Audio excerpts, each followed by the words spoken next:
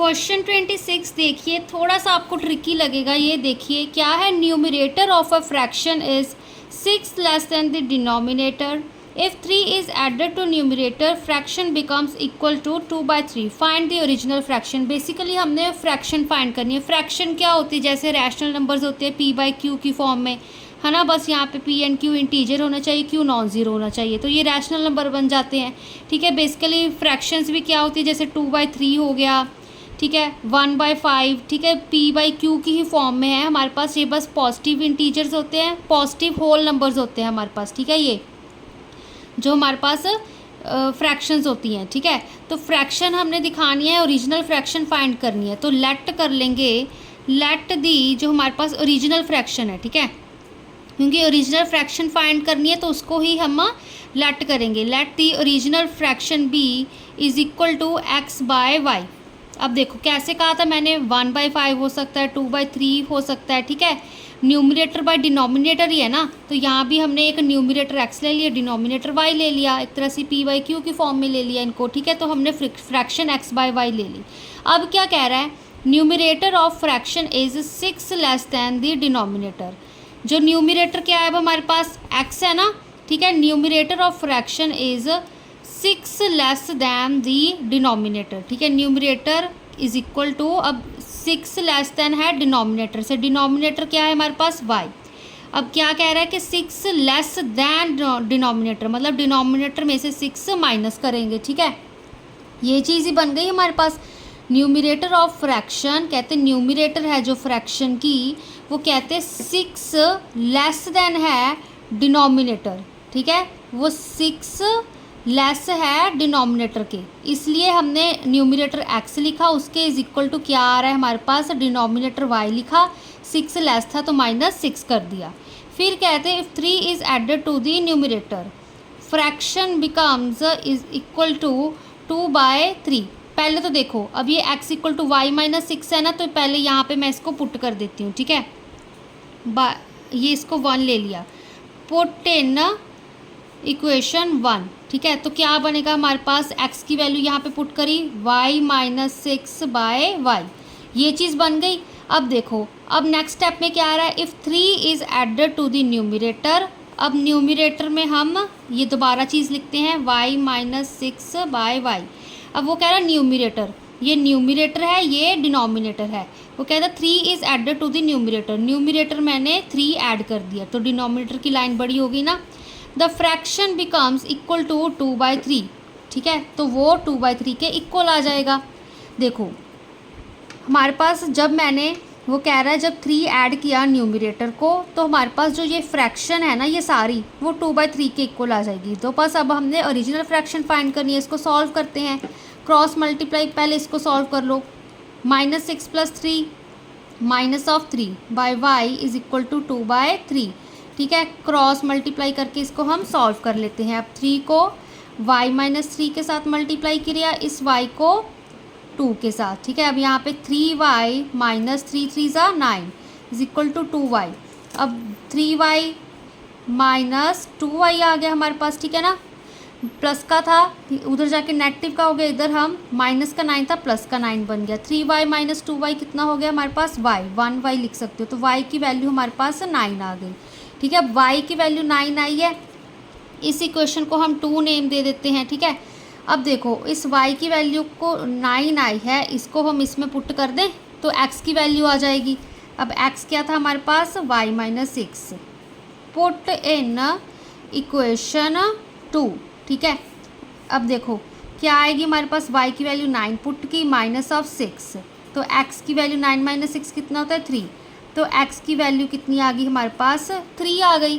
ठीक है ना, तो देखो तो फ्रैक्शन क्या थी अब हमारे पास, ओरिजिनल फ्रैक्शन जो हमारे पास, ठीक है, original fraction is equal to, हमारे पास पहले x/y था ना, x की वैल्यू हमने यहाँ पे 3 पुट की, y की वैल्यू 9 निकाली तो ये पुट की। अब इसको कैंसिल आउट कर दो, 3 1 = 3, 3 3 = 9, तो 1/3 हमारी ओरिजिनल फ्रैक्शन आ गई।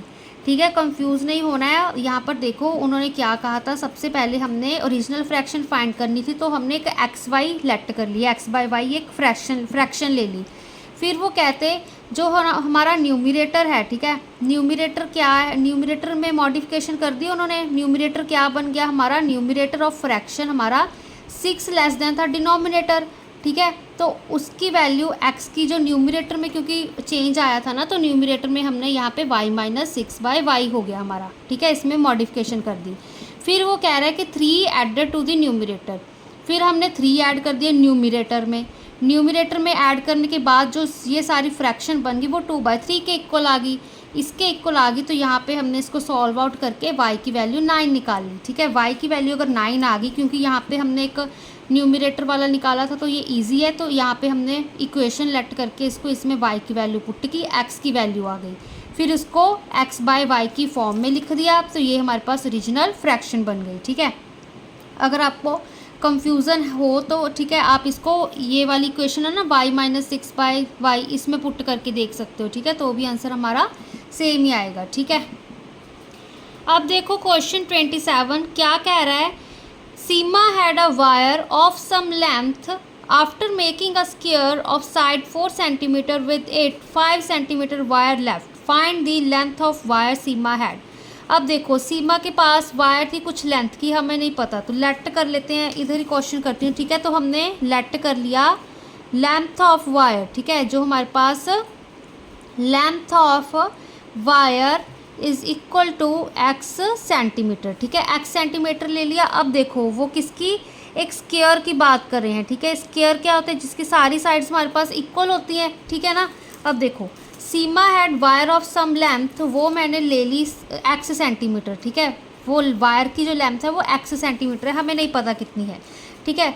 After making a square of side 4 centimetre, अब उसने 4 सेंटीमीटर का स्क्वायर बनाया, स्क्वायर जिसकी सारी साइड्स सेम हो, ठीक है, मतलब 4 सेंटीमीटर, यहाँ भी 4 सेंटीमीटर, ठीक है, ये भी 4 सेंटीमीटर एंड ये भी 4 सेंटीमीटर, ठीक है।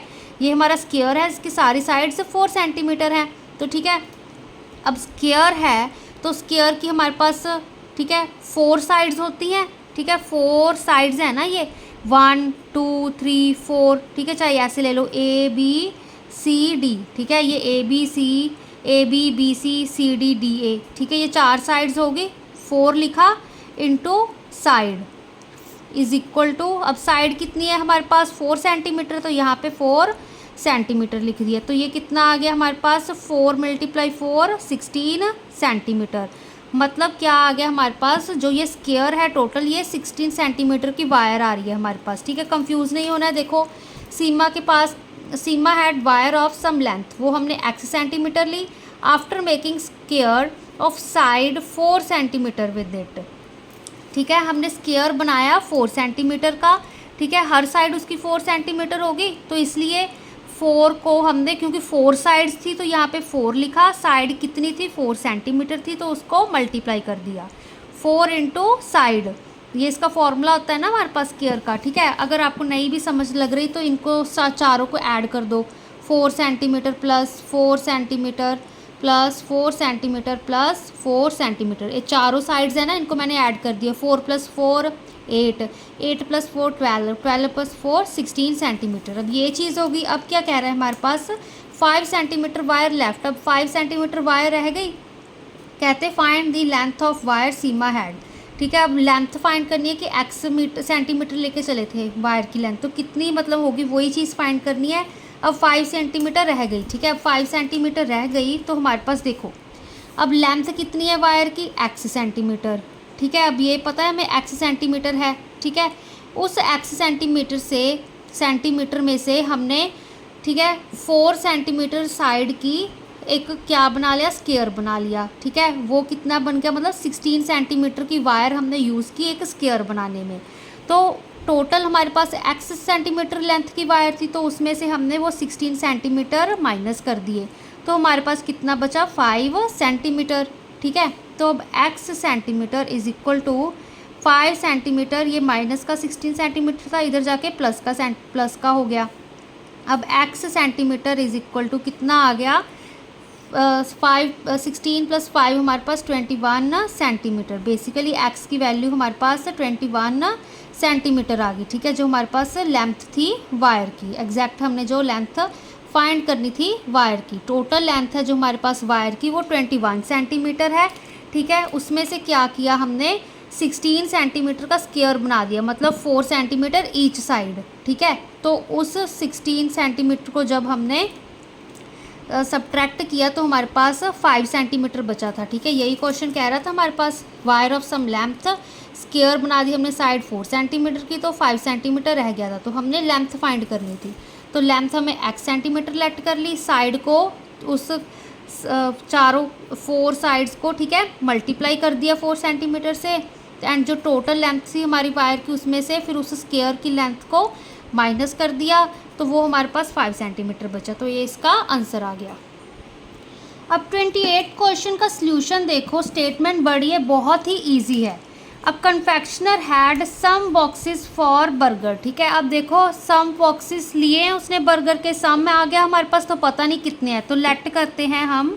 सबसे पहले लेट कर लेंगे नंबर ऑफ बॉक्सेस। अब यहाँ पर नंबर ना पूरा लिखना, ठीक है। नंबर ऑफ बॉक्सेस हमारे पास कितने हैं, x, ठीक है। x बॉक्सेस ले लिया हमने, number of boxes of for burger, ठीक है। बर्गर के बॉक्स में हमने x ले लिए, and he bought 50 more boxes, ठीक है। अब देखो नंबर ऑफ बॉक्स कितने हैं हमारे पास बर्गर के, x, ठीक है। जब कह रहा है कि confectioner had some box for burger, वो हमारे पास x है। आफ्टर दैट वो कहते हैं ही बॉट 50 मोर बॉक्सेस, उसने 50 मोर बॉट कर लिए, 50 और ख़रीद लिए। तो हमारे पास हम क्या लिखेंगे, आफ्टर दी, जो हमारे पास कन्फेक्शनर है, ठीक है, आफ्टर दी कन्फेक्शनर, ठीक है, after the confectioner bought 50 more boxes, ठीक है। उसने जब 50 मोर बॉक्स बाय करे बर्गर के, देन हमारे पास नंबर ऑफ बॉक्स यहाँ पे नीचे लिख लो, ठीक है। देन हमारे पास जो नंबर ऑफ बॉक्स कितने हो गए, ठीक है, x + 50 हो गए, क्योंकि देखो पहले हमारे पास number of box x let करके चले थे, फिर कहते हैं उसने 50 मोर बॉक्सेस ले लिए, मोर मतलब प्लस का साइन, 50 आ गया यहाँ पे, तो x + 50 हो गया। आफ्टर 2 डेज एंड हाफ, ठीक है ना, वो कहते आफ्टर 2 डेज, 2 दिन बाद, आफ्टर आ गया ना, मतलब 2 दिन बाद, half of these boxes were used and 40 boxes were left. After 2 days, अब आप 2 दिन बाद कहता जो ये नंबर ऑफ बॉक्स है ना x + 50, ठीक है, अब इनका हाफ कर दिया हमने, ठीक है। Half of these boxes were used, तो हाफ, इन बॉक्सेस का हाफ यूज़ किया, एंड हमारे पास कितने रह गए, 40 रह गए, ठीक है ना। ये चीज़ हो गई अब हमारे पास। तो अब देखो इसको हम सॉल्व करते हैं, कैसा आंसर आएगा इसका, अगर यहाँ पे हम 1 लेके चल पड़े, ठीक है, 40 के नीचे डिनोमिनेटर, तो यहाँ पे हम क्रॉस मल्टीप्लाई कर सकते हैं। x + 50 = 2 × 40, x + 50 = 2 4 × 8 होता है, तो 80, x = 80 - 50, ठीक है। अब x की वैल्यू कितनी आ जाएगी हमारे पास, 30, ठीक है। तो नंबर ऑफ बॉक्सेस कितने रह जाएंगे, नंबर ऑफ बॉक्सेस, ठीक है, इन द बिगनिंग, ठीक है, वो बिगनिंग की बात कर रहा है हमारे पास क्वेश्चन में, ठीक है। तो number of box in beginning हमारे पास आर 30, ठीक है। यही चीज़ फाइंड करनी थी, number of boxes he had in the beginning, ठीक है। तो कंफ्यूज नहीं होना है, उसके कन्फेक्शनर के पास हैड सम बॉक्स, तो हमने x ले लिया। ही बॉट 50 मोर बॉक्सेस, तो x + 50 हो गया। 2 दिन बाद वो कहता है हमारे पास half of boxes were used, half box use किए, तो मतलब x + 50 हम बॉक्स थे हमारे पास टोटल, तो x + 50/2 हाफ हो गया ना हमारा। जैसे देखो अगर हमारे पास कहते हो x की वैल्यू मान लो हमारे पास 10 थी, एंड 50 हमारे पास मोर बॉक्स आ गए थे, तो 60 हो गया ना। फिर वो कह रहा है आफ्टर 2 से half of boxes were used, 60 का हाफ कितना होया हमारे पास, ठीक है, /2 ही करेंगे ना, तो ही 30 आएगा, तो यही चीज़ है हमारे पास। तो x + 50 का हाफ हमारे पास मतलब x + 50/2 होगा। जब वो हाफ बॉक्सेस हम यूज़ कर रहे हैं तो हमारे पास 40 रह गए, ठीक है। 40 जब रह गए तो हमने बस इसको क्रॉस मल्टीप्लाई करके सॉल्व कर दिया। सॉल्व करने के बाद x की वैल्यू 30 आई, मतलब जो नंबर ऑफ़ बॉक्स थे हमने बिगनिंग में, ठीक है, उन्होंने नंबर बिगनिंग में हमारे पास कितने बॉक्स थे, 30 बॉक्स थे।